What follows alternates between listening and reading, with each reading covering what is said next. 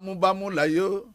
bámúbámú láyò àwa ọmọ kébi ń pọ mẹ́ni kọ̀ọ̀kan bámúbámú lẹ́yò ebi ọ̀padà payín. àná la ṣe àyájọ́ Independence Day. Independence Day ńlànà tá a gbọ́ludé àtúngbọ́ludé lórí omi ìnira. ẹjọ́ wọn ti gbòmìnira yìí àwọn tó mọ̀ sọ Nàìjíríà ní Nàìjíríà yé nǹkan wọn káì Nàìjíríà ẹjọ́ náà nǹkan náà ti ń ṣe lára Nàìjíríà dòní. Nàìjíríà Amẹ́ríkà ń jẹ́ bẹ́ẹ̀ London ń jẹ́ bẹ́ẹ̀ Australia ń jẹ́ bẹ́ẹ̀ Canada ń jẹ́ bẹ́ẹ̀ ẹ máa wo àwọn ọkọ̀ o gbogbo wọn ń jẹ́ báwọn nígbà wọn sọ tiwa wọn ní Nàìjíríà àti ń jiná là á sì ń rí àánú Ọlọ́run lókùtà béèrè lérí ọ̀rọ̀ Nàìjíríà bàbá ti pé rú mi ti ń sọ̀rọ̀ yìí mo lágbára kí n lọ bá bàbá Tinubu pé ọyẹ yìí ó kọ̀ ń padà lónìí ẹjẹ́ àtúmọ̀ jẹ́ báyìí ìbá ṣe àmọ́ ń hàn lágbá kọ́dà ìnànà gómìnà ń wòlé dé bí n lè ń hàn dá sọ̀rọ̀ kì kí ni wọ́n ń bẹ̀. ó kọ́ náà là ń jẹ́ yìí erílẹ̀-èdè rèé ńlá wà nú ẹ̀ yìí èmi tiẹ̀ wá béèrè kí ni jàgínní yòdò ọmọ Nàìjíríà gan lórí omi ìnira yìí gan bá a ti wà náà la wà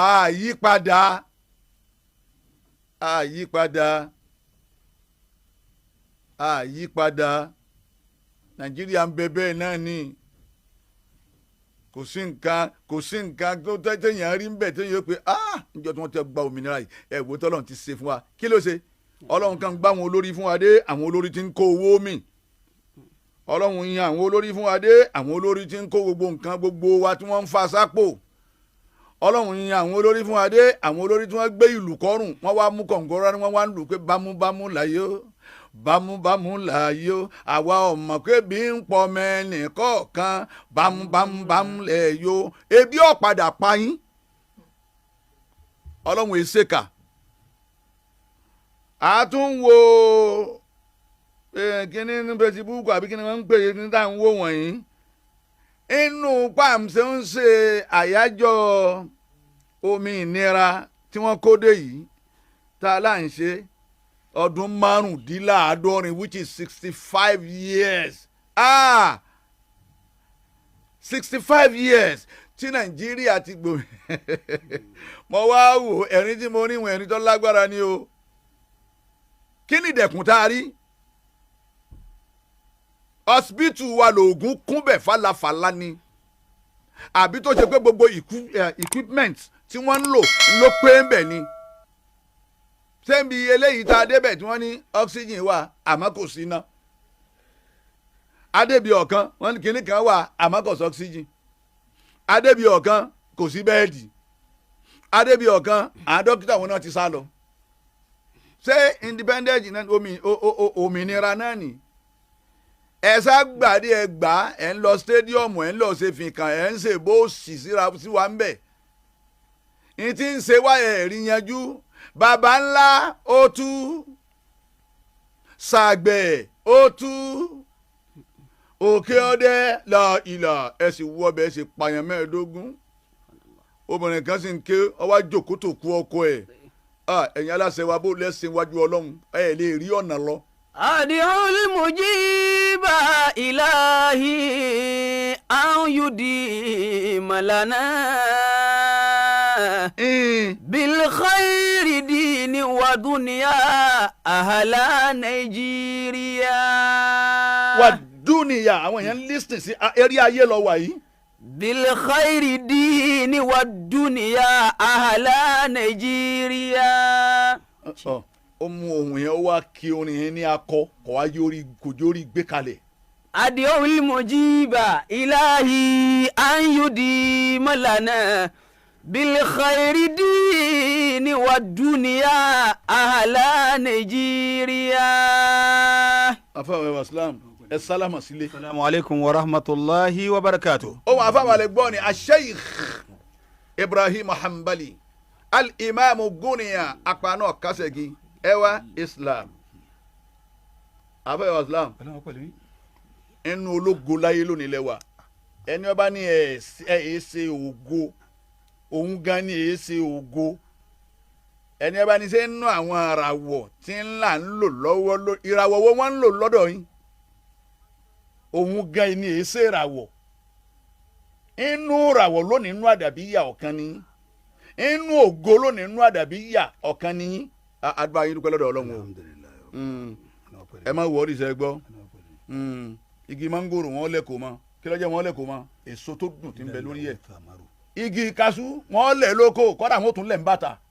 torí kí ni àlùbáríkà èso tí ń bẹ lára ẹ̀ ni ẹ má wo bẹ̀ yẹn ẹ má bọ̀rọ̀ lọ abẹ́ sọ̀rọ̀ independence abẹ́ wàsílám ọ̀rọ̀ òmìnira là ń sọ lọ́wọ́ abẹ́ wàsílám àwọn olórí wa bí nàìjíríà tàǹjíríà àárọ̀ àǹjíríà ọmọ nàìjíríà ọ̀sán àǹjíríà ọmọ nàìjíríà ìrọ̀lẹ́ àǹjíríà ọmọ nàìjíríà abẹ́ wàsílám àtúnjíyà sùn àtúnjíyà jí àwọn kan sì wá ń kó owó wa sọ́dọ̀ nínú pépà tó jáde ni mo ti ka kínní yìí mo wá kọ́pì ẹ̀ kalẹ̀ wọ́n lè pé ń bo mo ti rí bẹ́ẹ̀ lórí fóònù mi kò sì lè sọnù mo tún gbé bẹ́ẹ̀ lómi pé fi pamọ́ torí bí èèyàn bá sọ̀rọ̀ ó yẹ kó de rẹ̀ dáadáa abẹ́ wàsílám gọ́fúnà kan ni ní nàìjíríà gọ́fúnà kan àìdọ́dọ̀ àwọn sínétọ̀ àìdọ́dọ̀ àwọn commissioners àìdọ́dọ̀ àwọn chairman local government àìdọ́dọ̀ gbogbo àwọn ministers àìdọ́dọ̀ àwọn ọ̀gá ká tó wá pé bàbá má gàjí tó ní gbogbo ẹ̀ tọ́lọ́run kò sí lọ́ndà táwọn náà kú omi ẹ̀ngbọ́n bá yá tẹ́lẹ̀mí ó tún bọ́ ọbẹ̀ táwọn náà máa wòran òun tọ̀hún abẹ́ wàsílám ọ̀kan nú àwọn gómìnà lórílẹ̀‐èdè tá à ń wá ń ṣe 65 years tá a gba omi ìnira yìí tá à ń fi ń sinra àfikọ́ lọ́wọ́ sọ́dọ̀ omi ìdùnnú omi ìdùnnú fún wa lóko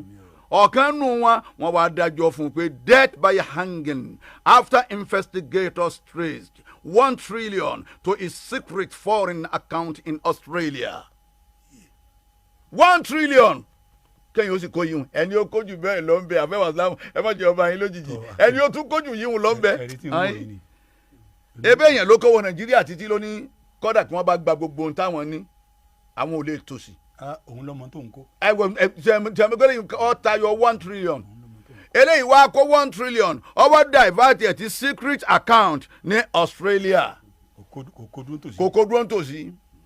àwọn dájọ́ fún death by hanging ẹ máa wo bí wọ́n ti ń tan ọmọ nàìjíríà ṣe independent náà nù níbà agbòmìnira sẹ́ńtà agbòmìnira lélẹ́lẹ́ náà ni ìwọ́dé bẹ̀ ó jí owó kó 1 trillion yìí ní a bá nà sí owó nepa tí wọ́n change gbogbo tá à ń fi lò náà iná wo sì máa tàn kò ní kú mọ́ wọn ò lè lò tán